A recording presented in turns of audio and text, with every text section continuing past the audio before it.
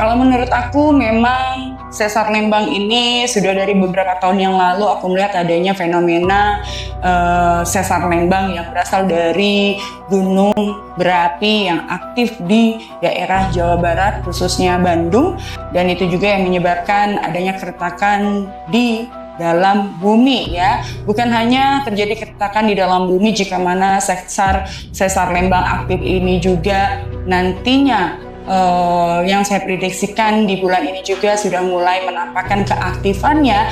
Bahkan ini juga akan membuat bumi ini terbelah menjadi dua. Bahkan tinggi ini juga akan mempercepat adanya kejadian yang sama terhadap daerah Bandung dan sekitarnya, dan ini juga hampir sama dengan Aceh.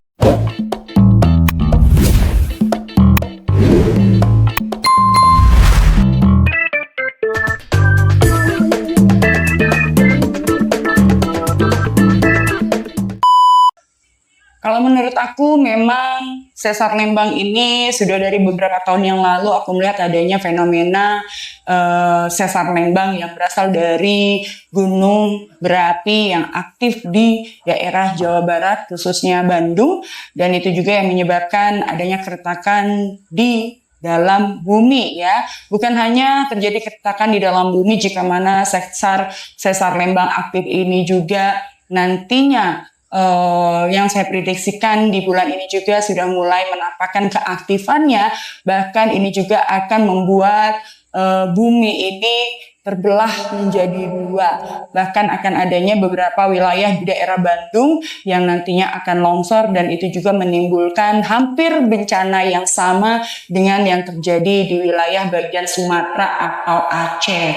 Maka di sini antisipasi untuk warga Jawa Barat adalah agar siaga, siap-siap, terutama mereka-mereka yang memang aku lihat di sini adalah hidup atau tinggal di wilayah bagian-bagian pegunungan ya, wilayah dataran tinggi atau pegunungan, terutama kalau aku lihat di sini yang sangat berdampak adalah di bagian gunung yang memang sudah adanya aktivitas pertambangan. Waspada karena ini juga tidak lama lagi akan adanya pergerakan bumi, dan juga tentunya ini akan mengakibatkan longsor karena dengan adanya cuaca dan intensitas hujan yang tinggi ini juga akan mempercepat adanya kejadian yang sama terhadap daerah Bandung dan sekitarnya, dan ini juga hampir sama dengan Aceh. Maka waspada untuk warga Bandung, persiapkan diri kalian untuk saat ini, prepare barang-barang berharganya dan juga obat-obatan dan apapun itu yang berkaitan dengan sesuatu hal yang berharga ya. Jadi kita tetap siaga agar kita juga ketika terjadi bencana tersebut kita sudah siap, dan juga proses evakuasinya supaya jadi mudah.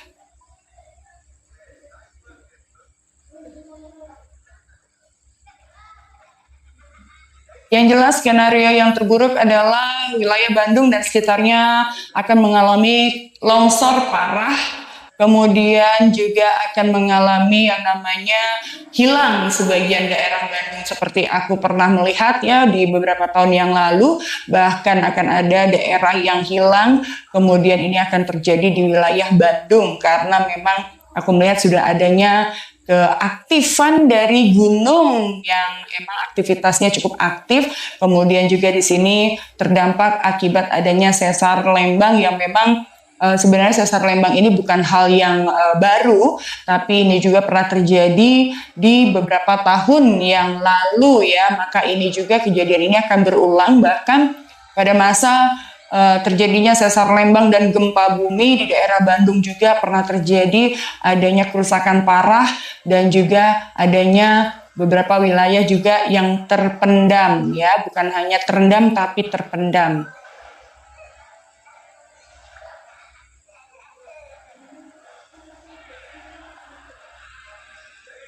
Ada beberapa fenomena alam akan adanya bencana, biasanya akan akan diberikan tanda-tanda ya, sebelum adanya bencana ini akan ada tanda-tanda fenomena alam. Salah satunya biasanya adalah adanya aktivitas gunung berapi yang mengeluarkan asap tebal, kemudian juga mengeluarkan lava, bahkan dengan intensitas hujan yang tinggi dan juga disertai angin yang sangat kencang. Langit gelap ya, kemudian hujan yang tiba-tiba dari kecil menjadi besar disertai angin dan awan hitam. Nah, hati-hati. Kemudian setelah itu akan adanya bunyi suara dentuman dari ya seperti letusan dari sebuah gunung, ataupun aku perkirakan ini adalah dari bawah bumi ya, yang menandakan bahwa itu akan terjadi sesuatu hal yang nantinya akan berdampak sangat besar.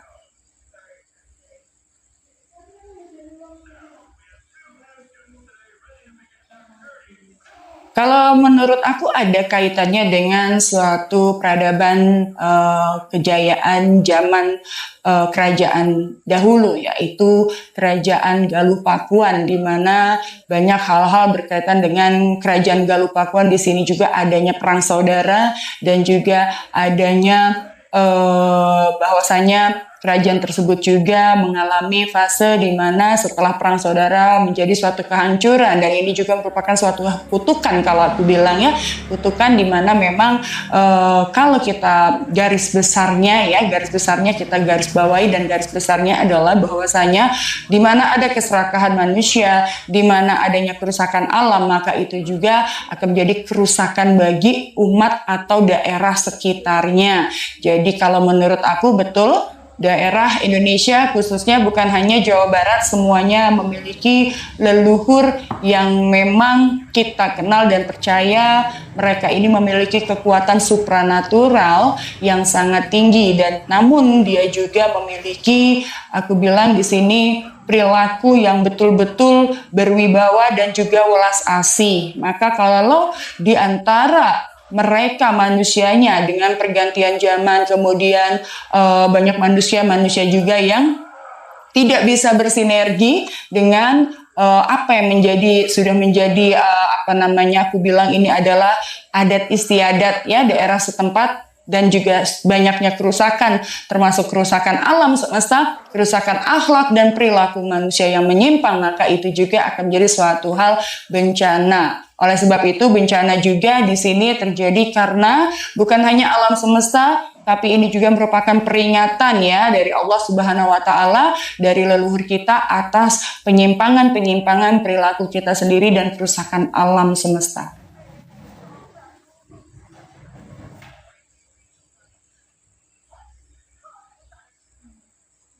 Kalau menurut aku adanya fenomena, adanya firasat, atau mungkin beberapa leluhur yang memang datang lewat memberikan pesan ya, lewat mimpi terhadap seseorang. Artinya ketika orang itu adalah orang yang memang sudah selesai ya dengan karma buruknya, orang tersebut bukan orang biasa, tapi memang orang-orang yang memang bisa menghargai, kemudian bisa menjaga keseimbangan alam semesta dan menjaga perilakunya serta ibadahnya, maka orang tersebutlah yang biasanya akan diberikan firasat lewat mimpi. Namun demikian, zaman sekarang banyak sekali orang-orang yang berhalusinasi, banyak orang yang mengaku, maka itu ya kita tidak bisa pastikan mengenai hal itu, tapi dalam ilmu kebudayaan memang biasanya jika mana ada bencana alam ataupun hal yang serupa, leluhur ataupun sesepuh kita di zaman dulu, di zaman dahulu akan selalu memberikan tanda lewat mimpi kepada orang-orang yang dia percayai,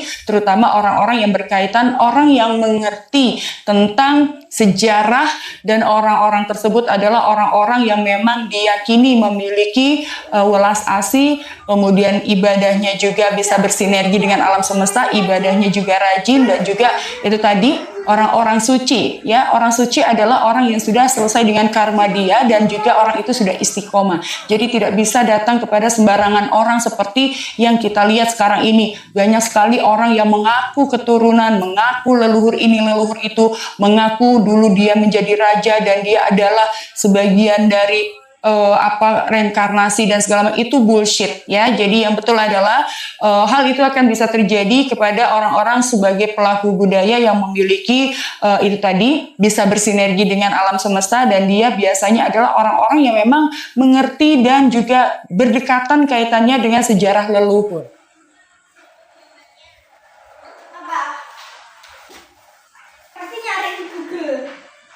Wilayah Jawa Barat, keseimbangan apa yang hilang? Keseimbangan atas perilaku manusia yang semakin tamak, keseimbangan ya, dan juga ketidakseimbangan dalam perilaku manusia yang semakin tamak, ketidakseimbangan dalam perilaku manusia yang sudah merusak moral maupun keseimbangan alam semesta. Banyaknya kerusakan alam semesta, banyaknya juga penyalahgunaan penyalahgunaan daerah-daerah ataupun yang berkaitan dengan penyalahgunaan tanah ataupun suatu tempat ya, adanya perubahan dan pergeseran dari hutan menjadi sebuah kawasan industri, dan juga adanya pergeseran dari aku lihat di sini gunung-gunung juga sekarang semakin dihabiskan ya. Kemudian adanya pergeseran dari daerah subur menjadi daerah perumahan atas kepentingan oligarki ataupun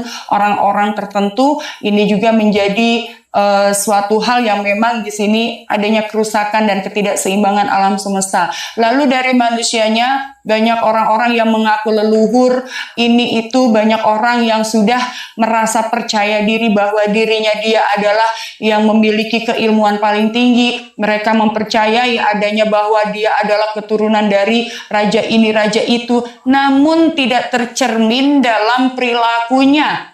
Justru dengan adanya pengakuan mereka seperti itu, mereka sendiri melakukan hal-hal yang berkaitan dengan pembodohan dan juga adanya penyimpangan secara keilmuan ya. Banyak manusia yang lupa kepada Tuhannya, malah mereka mencari hal-hal yang bersifat kegoiban, dan mereka semua berbondong-bondong ingin menjadi sakti, ingin mengaku menjadi sebagai seorang raja ini dan itu.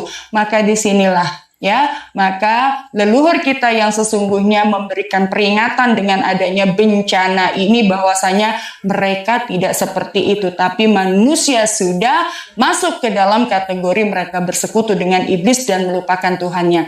Ingat satu hal, leluhur kita ini juga tidak pernah ingin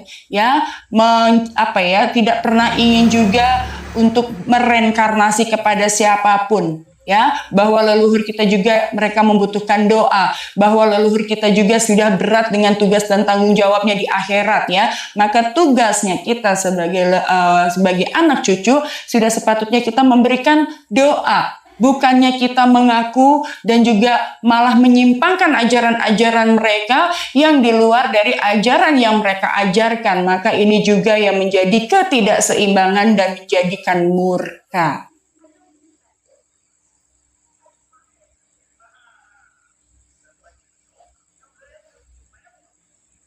Jika leluhur ingin menyampaikan suatu pesan, pesannya jelas, yaitu kembali ke jalan Allah dan juga jadilah diri sendiri.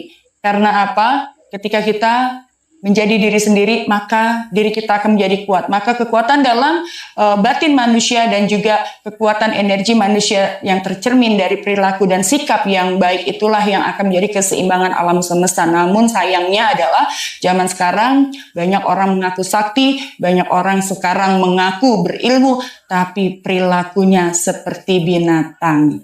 Terima kasih.